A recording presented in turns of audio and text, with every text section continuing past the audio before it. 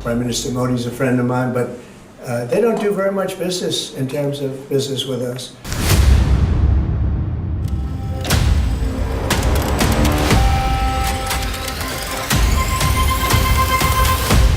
Donald Trump's 25% tariff on Indian exports effective August 1st have threatened sectors like gems, pharmaceuticals, textiles and electronics.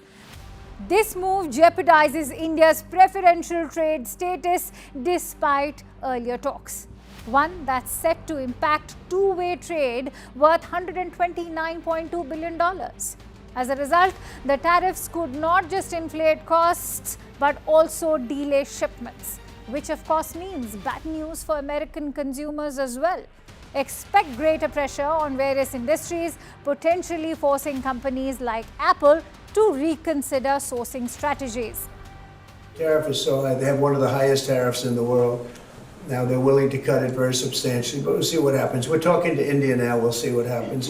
It doesn't matter too much whether we have a deal or whether we charge them a certain tariff. But you'll know at the end of this week. August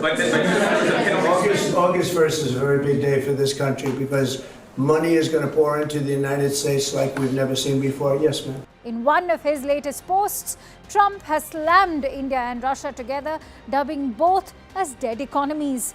This hours after announcing 25% tariff on India, in addition to an unspecified penalty tariff for India purchasing Russian energy and arms. And not just that, to add insult to injury, Trump has announced sealing a trade deal with Pakistan, boasting that Washington will work with Islamabad to develop what Trump described as the South Asian nation's massive oil reserves.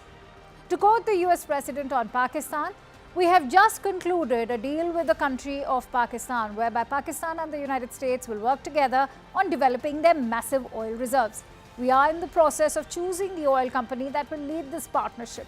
Who knows, maybe they'll be selling oil to India someday." It is not immediately clear what massive oil reserves in Pakistan that Donald Trump is referring to, but geopolitically, any US-backed project will threaten China and its strategic interests like CPEC. Not to forget, the Dragon's own investments in energy and transport infrastructure, particularly in Balochistan, a region affected by local insurgencies. Interestingly, in his social media post, the US President also wondered if Pakistan could sell oil to India someday. But there was no immediate reaction from Pakistan on the trade deal with the United States. Remember, Pakistan currently imports oil from the Middle East to meet its own energy demands. But there are reports about vast offshore deposits that are largely unexplored in the country, only due to Pakistan's lack of technical expertise and funds. The country has been trying to lure in investments to tap into these reserves. But remember, Trump's announcement arrived hours after his tirade about a 25% tariff on all Indian goods, plus an additional penalty for purchases of Russian military equipment and energy. In fact, in his social media post, Trump termed India's trade policies as most strenuous and obnoxious. It should be noted that as part of his maximum pressure campaign against Iran, the US President has sanctioned Indian companies and nationals as well. His latest action is part of his strategy against Iran's energy trade and shipping network. In an announcement by the US State Department, the US has imposed sanctions on 20 entities. In fact, it has identified 10 vessels as block property. Simultaneously, the US Department of the Treasury's Office of Foreign Assets Control, or OFAC, has also designated more than 50 individuals and entities, more than 50 vessels that are part of the Iranian oil magnate Hossein Shamkhani have also been identified. In fact, 6 Indian companies have also featured in OFAC's designations over their alleged connections with the Shamkhani network. What's noteworthy is that Trump's tariffs have plunged India into a global trade war with uncertainty looming large. So much so, Trump has blamed India's trade deficit with the United States and its BRICS membership for the 25% tariffs and penalty.